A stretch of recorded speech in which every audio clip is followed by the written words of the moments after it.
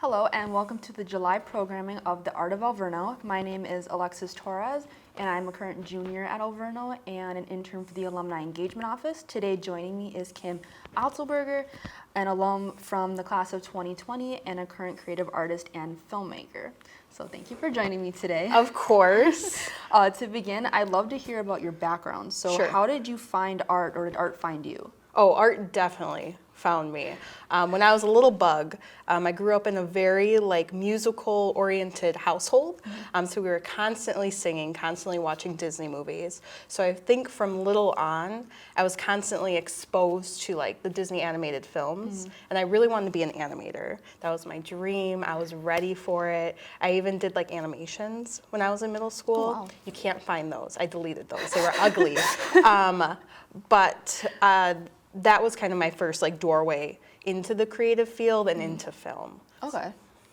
So how did this attraction influence your journey to Alverno and then during? I definitely wasn't looking at Alverno at first. I was looking at MyEd. I was looking at the Chicago Art Institute, the big art schools, which makes sense. I'm an artist. You kind of gravitate towards the art schools. But my friend, who was an art major, suggested that I come check out Alverno, and I was like, girl, let me come experience. And from the minute I stepped foot on campus, it was a completely different place. It was a different vibe than I got at the other colleges. It was a different experience. Even the people were different. And I knew that choosing Alverno was choosing so much more than just an education. It was choosing a home. And so with that, I was extremely attracted to Alverno. So I was like, okay, show me what you got for the arts. Alverno didn't have a film program, and I was like, that's okay. What do we have instead? So they had media design. And with the Alverno curriculum, I was able to kind of convince everyone that there was a film major, but there isn't. Because I was able to use media design and use my passions and my goals and meet the criteria, but use it and do all of my assignments kind of based around film. Yeah, it sure fooled me. I for sure thought there was a film major. Good to know there's not. But there should be. There should be. Okay, so outside of art, what are your other passions? Definitely movies. I know that kind of stems into my main passion of my art. But if I'm not drawing, if I'm not doing paintings, I'm definitely watching movies or I'm playing video games. Those would probably be my top two. So based off your publications on your different social media sites, one would certainly agree that horror is your jam overall. And you made it clear on one of your posts that this genre has always belonged to women. So how are you enforcing that? So this kind of stems back to my Alverno education. I did a lot of research in the queer horror, which is a super important genre to me.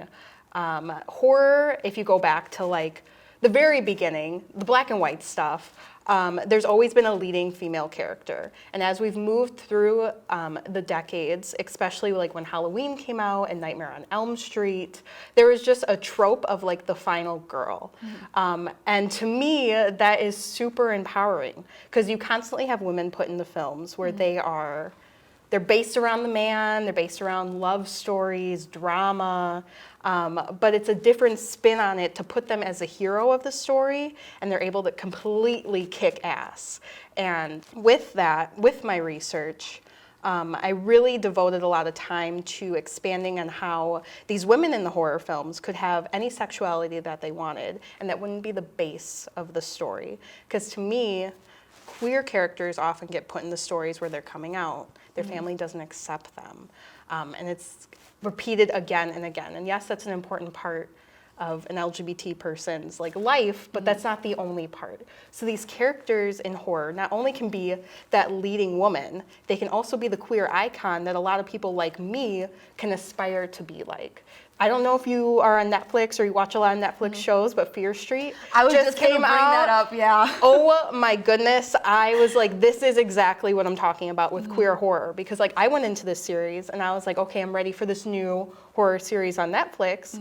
I was not expecting. Have you seen it yet? Yeah, I've seen every single one 50 times. I don't want to spoil it, but there's queer horror in it. Yeah. And I wasn't expecting that. It was placed so subtly, but that it was a prominent part of the story, but you're just experiencing it. It wasn't advertised as a queer horror series until all of it came out. And that's so important for people like me, you know? I love how like the third one especially, how they made it like with the story of Sarah Fear. Like, Yes, you don't know yes, it. And I was like, yes. there's a connection with that. And I'm like, I love that. Like I know they're trying to relate it to the original characters to like make it her, but I'm like, that was great, and it kind of just tied into the whole like thing back then too. Like if you were that, they would probably accuse you of being some type of witch or something like that, just because it's not normal for them. So what other ways would you consider yourself a creator then? Other ways? I think as creators, and why a lot of people kind of stem to exploring that side of themselves, is being a creative person, you really get to develop who you are. Like I feel like every day I wake up as a different creative person. I'm constantly on Pinterest, I'm constantly on Tumblr, YouTube, watching other creators and what they're posting and the content they're creating, and I'm constantly evolving myself as my own creator. So every day it's a little bit different. I like drawing, I like painting, I do my film stuff. So what kind of content do you focus on when you're posting on your YouTube channel or other social media platforms? I think it's important for us as creators to post content that not only we're proud of, but that makes us happy. So when I'm not having a huge creative boost or making a lot of content myself, I try to share a lot of other creators' content, stuff that made me smile, stuff that maybe inspired me, so that my social media page can not only be something that's kind of promoting myself, but I can look back on and kind of get re-inspired to create my own art. So do you have like a favorite type of art you like to post? Definitely horror stuff. Doesn't have to be super gory or scary. Stuff that involves women, usually I'm posting about. Nothing specific besides like horror and just stuff that maybe I saw and made me laugh. So what are the different art forms that you like to showcase more often? Definitely I always share a lot of drawings. I didn't know how much Twitter was like an art platform until I started following a lot of like art pages on Twitter, but people be popping off. So like my Twitter page is constantly full of like other people's drawings. Artists be alive and awoke on Twitter. When I was like stalking your pages and stuff, I saw that you said that being comfortable with being uncomfortable was important. And how would you say like that kind of influences how you present your artwork and what you create? Right. You know, like when you're working on a piece, are you an artist? I try, yeah. Okay, yeah. Okay, so like when you're working on a piece and you're not happy with it, and you're like, ugh, and you rip it out of your sketchbook, like it's okay to leave that piece unfinished. It's okay to come back to it. And I think with social media and creators constantly posting, we're almost holding ourselves to the standard that we have to create high quality art all of the time. Like if it is not Instagram worthy, if it is not ready to post, like why am I creating this? And this is kind of what I've been going through like during the pandemic, and kind of like this evolving like metamorphosis is it's okay to look at your art piece and be like, okay, it's good for what it is. It's okay to experiment. It's okay to try something different. It's okay to not be happy with your art because it's supposed to be fun. It's supposed to be relieving. It's supposed to make you feel good. So that feeling comfortable with feeling uncomfortable is kind of that feeling you get when you're looking at your piece or you're living your life and you're like, okay, maybe I'm out of my comfort zone, but that's good because it's new experiences, it's new art, and it's a way to kind of open that doorway to something maybe that you wouldn't have experienced before. So did Alverno's teaching and learning styles have a role in this conclusion for you? It did, definitely. I'll never forget like the people at Alverno. I think that's what truly like impacted me, not only as a creator and as an artist, but as an individual, because the people really pushed me to not leave something like, okay, this is it, I put all my effort into it, boom. Like how can we take that paper, how can we take that art piece, how can we take that speech and bring it to the next level? Because like when I graduated high school, I was third in my class. Like I was a pretty straight A student. I had a great time in high school. But when I came to college, I was like, okay, I'm already at my peak. Like I'm already the best I can be. And coming to Alverno, they were like, that's awesome. We love that for you. You're amazing. But let's bring you to like that next step. And that's how it kind of evolved who I am as a person today. So how did Alverno shape you personally and professionally? Alverno really shaped me to be ready to kind of conquer the world in any way that it was going to throw itself at me. I feel like with the background I had at Alverno, like with the pandemic kind of hitting the world, like I was ready to kind of take each day as it came, and kind of use the optimism that Alverno molded and helped to make stronger for me to make it through. And now that we're kind of gravitating out of the pandemic, slowly but surely, I'm ready to kind of step into the world, and no matter what it's going to throw at me, I'm going to be ready. No matter what interview, no matter who I have to talk to. Alverno does so much with where you have to stand up and speak in front of your class that now I feel confident walking into any kind of establishment, any film studio, any creative like place, and be ready to kind of showcase who I am and stand for what I believe in. And that's because of Alverno. That's great. So what would you say is one of your best or most noteworthy memories from your time at Alverno? Alexis, definitely my time when I went to Italy. First of all, everyone, shout out to Eileen Booth, who is a queen. Have you met her? Yes, I have. Amazing. I hope she sees this. But she had this idea, her and Dan Leister, they were like, let's go to Italy. And my friends and I were like, take my money. Like, just because they were a part of the trip. And with that, I had this brilliant brainchild that I was going to create a documentary of the trip. So not only did that allow me and give me the opportunity to have scholarships to help pay for the trip, but I kind of have this safe hold, this like documentary to just like go back and watch whenever I want of the entire trip. And just being in Italy, just walking the streets, it was like being on a movie set. I'd like walk around the corner, I was ready for the cameras to be there and for like the lights for it to be fake and just be a film set, but it wasn't. I was actually there. And it's kind of surreal to think back to that, especially because we went on the trip and then within like a year, everything shut down. So it was kind of I was even more grateful for that experience because if I would have waited, I wouldn't have had that opportunity. Yeah, I'm actually really jealous because right when the pandemic hit, I was talking with Dan and Eileen. No! I wanted to go to Italy, and I'm like, maybe this year, this upcoming year. Right. But I'm just like, it looks like so much fun. And I saw what you and Haley posted, and I'm like, I need to go now. Like, this is so cool. Yes, So- keep in touch with them. Yeah. Because they'll definitely try to go again. And I've already told Dan and Eileen that if they're going again, I would be a chaperone. Yeah, I'm starting a podcast for The Office. Okay. So I want one of my episodes to be with Eileen talking about studying abroad because there's going to be a fair in October, and I'm like, okay, this is my little in to Right, get inside of the trip and everything. Amazing. So I'm so prepared. excited. How were you involved in Alverno community as a student? What wasn't I involved in? Let's start here. My advice to anyone starting college or kind of wherever your next life step is to take it really slow at the beginning. My first semester at Alverno, I was very laid back. I wasn't involved in anything. I was kind of just sightseeing and seeing what was available and what I could do. Then the second semester of my freshman year hit and boom, I was like in admissions, I was in student activities and leadership, being a peer leader. So I was a part of all of the orientations. I was giving tours on campus. I did videos for the Media Hub. I did videos for Counseling and Health Services. I kind of used my time at Alverno to kind of experiment and explore everything because college is expensive. So I wanted to make sure that I was involved in as much as I could and be on campus as much as I could because once your 4 years or however long it takes you to finish your degree is done, like that's the end. So you want to make sure that you use the time you have now to make the most of it.